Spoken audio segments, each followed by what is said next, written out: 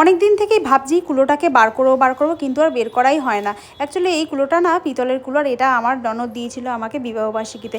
আর এই কুলোটা না আমার খুব ভালো লেগেছে, আর যদিও আর এটাকে বার করবো বলে আর বার করা হয় না, কারণ এতদিন যেহেতু ঘরে মিস্ত্রি কাজ করছিল তো চারিদিকে কী বলো তো কাঠের গুঁড়ো ফুড়ো পড়ছিল, তো একদম ঘর দোর নোংরা ছিল বলে আর বের করা হয়নি। তো এখন দেখতে পাচ্ছি যে কাজ মোটামুটি হয়ে গেছে, তো এটাকে নিয়ে দেখো বার করে নিয়েছি। আর এই যে দেখতে পারলে যে লাকি ব্যাম্বু গাছ দুটোর মধ্যে একটা পর্ত ফেটে গেল, তোমাদেরকে দেখিয়েছিলাম।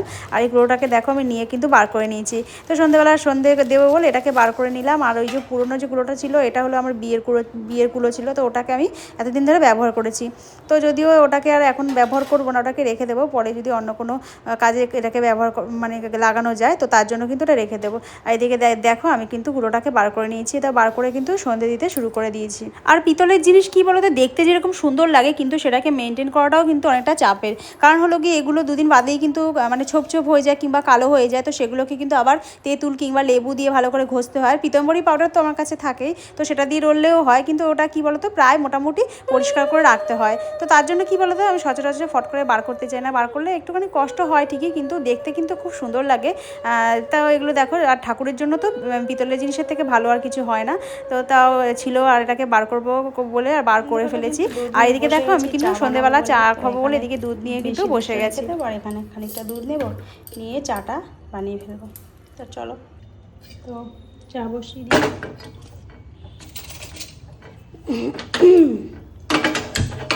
এক চান্সে ধরে যাচ্ছে লাইটারটা, আর এটাও বসিয়ে দেবো, পরে জাল দিয়ে দেবো, দুধটা এখন থাক এখানে।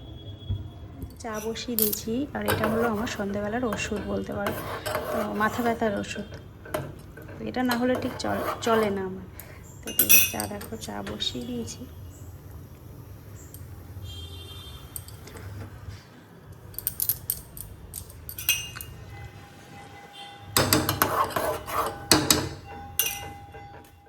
সন্ধেবেলা কিন্তু চাটা করে নিয়ে তো এদিকে দেখো চা কিন্তু ঢেলে নিলাম দুটো কাপে, একটা আমার আর একটা বরের জন্য।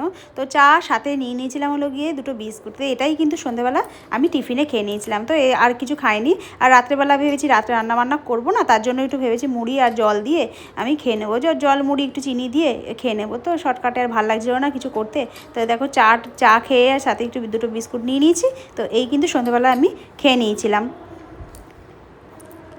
তো এদিকে দেখো আমি কিন্তু প্রায় সাজিয়ে নিয়েছি দুজনের জন্য। তো বন্ধুরা দেখো আমি কিন্তু এটাকে একটুখানি চেঞ্জ করতে চাইছি। তো এইখানে কিন্তু আমি পিচবোর্ডটা দিয়েছিলাম, তো এটা দেওয়াতে না অনেকটা সুবিধা হয়। তার কারণ হলো মানে রান্নাবান্না করে না তেল মশলাগুলো ছিটকায় না, আর এই সাইডগুলোতে কিছু রাখা যায় না। তো এই জায়গাটা তো আমার মানে নষ্ট হচ্ছে না, এই জায়গাটা কিছুই রাখা যাবে না, প্রত্যেক দিনই প্রায় ক্লিন করতে হয়, তেল মশলা ছিটকায়। তো এইটা দেওয়াতে কিন্তু এই জায়গাটা গার্ড হয়ে যায়, আর চিমনিটা চালিয়ে দিলে অতটা কিন্তু ছিটকায় না, তাই অতটাও ভেতরে অত নোংরাগুলো ঢোকে না। তো তার জন্য এখানে আমি একটা মানে ব্যানার টাইপের মানে শাড়ির একটা দিয়েছিলাম, তো ওটা ভালো লাগছে না বলে ওটাকে চেঞ্জ করব। আর দেখো এই জায়গাটা কী অবস্থা হয়েছে, পুরো তেল পড়ে।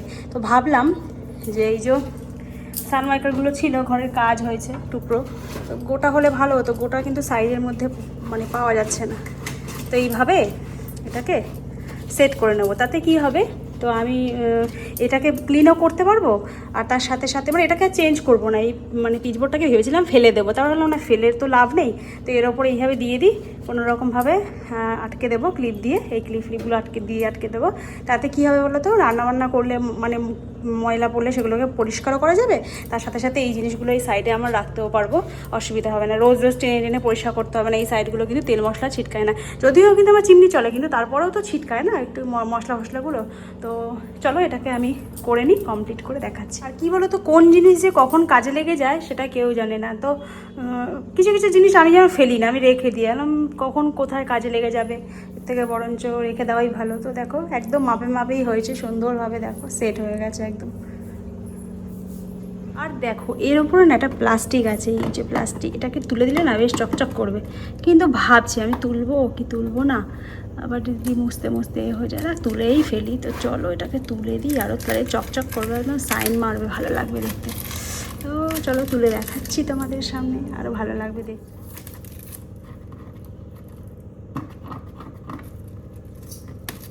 তো দেখো এটা লাগানো হয়ে গেছে, আর এই যে এটাকে তুলে নেওয়াতে দেখো কত সুন্দর সাইন মারছে, চকচক করছে, তাই না? এবার কিন্তু কমপ্লিট হয়ে গেছে এগুলো। দেখো প্লাস্টিকটা তুলে নিয়েছি, এবার বেশ চকচক করছে, ভালো লাগছে, নিউ নিউ লাগছে কিচেনটা। তো কেমন হয়েছে বলো। তো এই আইডিয়াগুলো মাথা থেকে বার করতে হয় মাঝে মধ্যে, ক্রিয়েটিভ আইডিয়াগুলো দেশি জুগাড় যেটাকে বলে। আর ওই যে তোমাদেরকে বললাম যে মুড়ি খাবো রাত্রেবেলা, ওই জন্য কিন্তু দেখো এই যে এই কটা মুড়ি নিয়ে বসে গেছি। আর আমি কিন্তু এই মুড়ির মধ্যে একটু চিনি দিয়ে দিয়েছিলাম, আর চিনি দিয়ে মুড়ি দিয়ে জল দিয়ে খাওয়া মানে, আর আমার পুরো মনে পড়ে যখনই আমাদের মানে পেট ছাড়তো বা শরীর খারাপ হতো বা কখনো বমি টমি করলে, তখন কিন্তু মা এরকমই দিত, বলতো যে এরকম জল মুড়ি খেয়ে থাক, এটা কিন্তু ভালো। তো আমি কিন্তু এই নিয়ে বসে গেছি। আর বর দেখো এদিকে মুড়ির মধ্যে নিয়েছে বাদাম, তারপরে নিয়েছে জল, চিনি ফিনি দেয়নি, এদিকে লঙ্কা নিয়েছে, লবণ নিয়েছে, মানে অদ্ভুত ওর খাওয়াগুলো। মানে ভাবি যে ভাত খাচ্ছে না পান্তা খাচ্ছে, আমি কিছুই বুঝতে পারছি না। মানে ওকে যদি বলে চিনি দিয়ে খাও, চিনি দিয়ে খাবে না, মানে কী সব দিয়ে খায়, কোনটার সাথে কি ওই জানে, ওই বোঝে। তো এই সমস্ত খাচ্ছে। আর আমি কিন্তু দেখো এরকম একটু মানে ওই কটা মুড়ি নিয়েছিলাম, আর সাথে নিয়ে নিয়েছিলাম মানে জল আর চিনি দিয়ে খেয়ে নিয়েছিলাম। আর এইটা খাওয়ার পর আমার তো মানে কি বলবো, মানে সেই মুহূর্তে হয়তো অতটা খিদে পাইনি, কোনো রকমভাবে পেটটা ভরেছে। এবার রাত্রেবেলা আমি শুয়ে পড়েছিলাম, আর রাত্রেবেলা কিন্তু আমার মাঝরাতে এত খিদে পেয়েছে যে কি বলবো, আর মোবাইল ঘাঁটতে ঘাঁটতে রাত্রেবেলা ঘুম আসছিল না। তো সে দেখো প্রায় কিন্তু বাজে, ঘড়িতে দেখতে পাচ্ছ প্রায় 2:35 বাজে। তো আমি কিন্তু তখন মানে জেগেছিলাম, আর দুজনেই জেগেছিলাম। তো আমার এত খিদে পাচ্ছে, খিদের জ্বালায় কিন্তু আমি আর মানে আর থাকতে পারছিলাম না, খিদের চোটে আমি কিন্তু উঠে পড়েছিলাম, ওইটুখানি মুড়ি খেয়ে শুয়েছি। কী যে করেছি, আর এই কদিন জানো তো আমার এত খিদে পাচ্ছে, কী জানি প্রচুর খেতে ইচ্ছা করছে, মনে হচ্ছে এটা খাই ওটা খাই সেটা খাই, এরকম মনে হচ্ছে। আর এদিকে দেখো বর কিন্তু ঘুমাচ্ছে পড়ে পড়ে মুড়ি খেয়ে, আর আমি এদিকে ওইটুখানি মুড়ি খেয়ে আমার পেট ভরেনি বলে আমি আবার দেখো রাত্রেবেলা কিন্তু বিস্কুট নিয়ে বসে গেছি। তো বরই বলছিল যে খিদে পেয়েছে বিস্কুট খাও, আর কি খাবে রাত্রেবেলা। তো রাত্রেবেলা কিন্তু তখন প্রায় 2:30 বাজে, আমি কিন্তু বিস্কুট নিয়ে বসে গেছি। এই বিস্কুটটা নিয়ে আমি কিন্তু খেতে শুরু করে দিয়েছি, আর ও কিন্তু এদিকে মহানন্দে ঘুমাচ্ছে পড়ে পড়ে। তো এই করে দেখো রাত্রেটা কিন্তু আমরা কাটালাম। আর মাঝরাতে তখন কিন্তু মোটামুটি চারিদিকটা পুরো একদম শুনশান যেটাকে বলে, আর আমি তখন বসে বসে এই করছি। তো কী আর করবো, কিছু তো করতে হবে। রাত্রেবেলা বসে বসে মনে হচ্ছে ঘর পাহাড়ে দিচ্ছিলাম আমি, এরকম আমার কি ফিল হচ্ছিলো। আর সকালবেলা কিন্তু রান্না নিয়ে বসে গেছে, আর রান্নায় আজকে তেমন কিছু রাখবো না, সিম্পল রান্না। তো তোমরা দেখতে থাকো। এদিকে কিন্তু আমি করবো বলে তোমাদেরকে দেখালাম আগের দিন যে সবজি নিয়ে এসেছে, তার মধ্যে থেকে কিন্তু কুমড়োটা রেখে দিয়েছিলাম। তো ভেবেছিলাম যে কুমড়ো দিয়ে আর এদিকে লোকে চিংড়ি মাছ দিয়ে টক বানাবো তেঁতুল দিয়ে, আর সাথে করবো ঢ্যাঁড়স ভাজা। তো এটাই করবো। এদিকে দেখো চিংড়ি মাছগুলো যে ছাড়িয়ে রেখেছিলাম, তো সেই চিংড়ি মাছটা নিয়ে কিন্তু এদিকে বসে গেছে। আর এই সমস্ত টক ফক কিন্তু আমি আমার বরের কাছ থেকে শিখেছি, কারণ আমরা কখনো এত টক ফক খেতাম না। একমাত্র মৌরলা মাছ ছাড়া, মানে ছোটো যে মাছগুলো পুঁটি কিংবা মৌরলা ছাড়া, খুব আমের টক ছাড়া অন্য কিছু খেতাম না। আর ও এই সমস্ত খায় আর আমাকে এইভাবে শিখিয়েছে। তো এটা কিন্তু বেশ ভালোই লাগে, খারাপ কিছু লাগে না। তোমরাও ট্রাই করে দেখতে পারো। আমি এদিকে দেখো তেঁতুল নিয়ে নিয়েছি, তেঁতুলের সাথে একটু গরম জল দিয়ে আর মানে ভালো করে একটু মানে ভিজে দিয়েছি, তো ওটা চটকে তারপরে বানাবো। আর এদিকে কিন্তু ঢ্যাঁড়সটাকে ভাজা করা হয়ে গেছে। তো ভেবেছিলাম প্রথমে পেঁয়াজ দেবো, তারপরে পেঁয়াজ টেয়াজ দিইনি, আর নর্মালি ঢ্যাঁড়সটাকে ভেজেছি। আর এদিকে কুমড়োটাকে একটু পাঁচফোড়ন দিয়েছি, দিয়ে কিন্তু এরকমভাবে যে একটু কুমড়োটা ভাজা হয়ে গেছে, এবারে তেঁতুলটাকে মানে চটকে নিয়েছি। প্রথমে ছোটো বাটিতে রেখেছিলাম, তারপর যেহেতু গরম জল দিয়েছি, তো দেখি একদম মানে হাত দেওয়াই যাচ্ছে না, এতটাই গরম। তারপরে ওটাকে আমি আবার বড় বাটিতে ঢাললাম, যাতে ঠান্ডা হয়ে যায় আর একটুখানি মানে মাখতে সুবিধা হয়। তো ভালো করে এটাকে দেখো এই যে মানে তেঁতুলের একটু পাল্পটা বার করে নিলাম, আর ছিবড়া টিবড়া যা থাকে সেটাকে আমি কিন্তু ফেলে দিয়ে এবার দেখো এর মধ্যে মানে কুমড়ো ভেজে নিয়ে তার মধ্যে এরকম নুন হলুদ আর কাঁচা লঙ্কা দুটো চিড়ে দিয়ে দিয়েছিলাম, কোনো মশলা দিইনি। আর একটু চিনি দিয়েছিলাম, আর হলো এদিকে মাছটাকে দিয়ে ভাজা ভাজা হয়ে যাবে। আর এর মধ্যে কিন্তু আমি দিয়ে দেবো হলো গিয়ে তেঁতুলের ওই যে পাল্পটা, সেটা তো দিয়ে সামান্য একটু জল দিতে পারো, যতটা জল লাগে।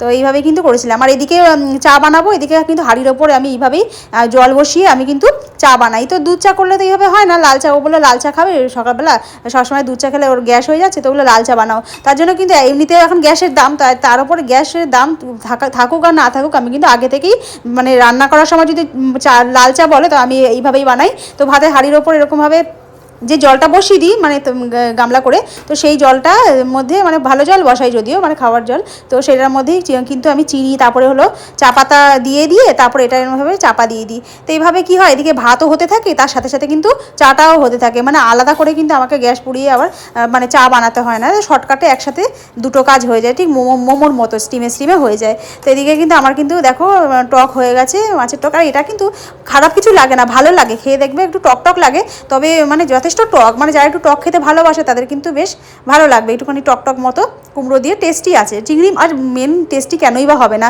চিংড়ি মাছ বলে কথা। চিংড়ি মাছে তুমি দেখবে যাই দেবে তাতেই ভালো লাগে, সে আলু দাও কিংবা পেঁয়াজ দিয়ে সামান্য ঝোল করে দাও, খুবই ভালো লাগে। আর আমার না চিংড়ি মাছে বেশ সর্ষে বাটা দিয়ে তারপর জিরে দিয়ে যেটা করে না, জিরে বাটা দিয়ে দারুণ লাগে কিন্তু খেতে।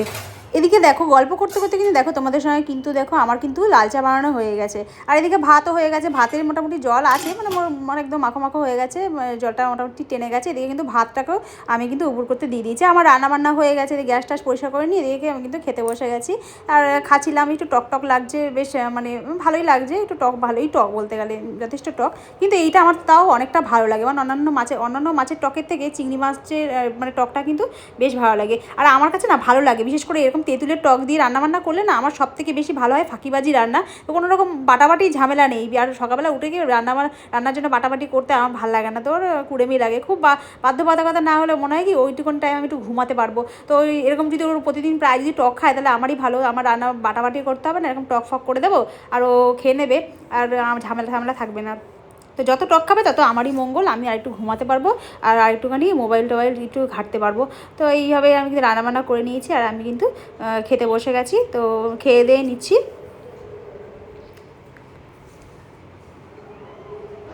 আর আমার বর দেখো চুল কাটতে গিয়ে রাস্তার ধার থেকে এরম একটা কী নিয়ে এসেছে, দেখো এটাকে কি তোমরা কেউ চেনো? এটাকে বলে নাকি, ও বলে উলট কম্বল, তো জানি না কী সব নাম। তো এই সমস্ত ও চেনে, মানে কিছু কিছু জিনিস দেখবে আমি চিনি অথচ ও চেনে না, সেটা আমি ওকে দেখাই। আবার কোনো জিনিস ও চেনে সেটা আমি চিনি না, আমাকে চেনায়। তো এরকম কিন্তু মানে জ্ঞান কিংবা নলেজ বলো আদান প্রদান কিন্তু আমাদের মধ্যে হতেই থাকে। তো এটা নাকি জলে ভিজিয়ে খায়, মানে এরকমভাবে ডাটিগুলোকে এরকমভাবে কেটে আর একটুখানি থেতো করলে দিলেও ভালো হয়, একটু মানে পরে আমি থেতো করেছিলাম। তো এর মধ্যে দেখো এরকমভাবে কেটে কেটে ডালগুলোকে মানে ভিজিয়ে দেবো। আর এটা না পুরো একদম অ্যালোভেরার মতো একদম মানে হরহরে হয়ে যাবে, পুরো যেরকম ঢেঁড়স সেদ্ধ করলে যেরকম হয় ওরকম হবে। তো এটাকে নাকি খায়, মানে ছেঁকে নিয়ে, মানে সকালবেলা হোক এমনি হয়, ওর খেলে নাকি শরীর ভালো থাকে। তো ওটা ভিজিয়ে দিয়েছি।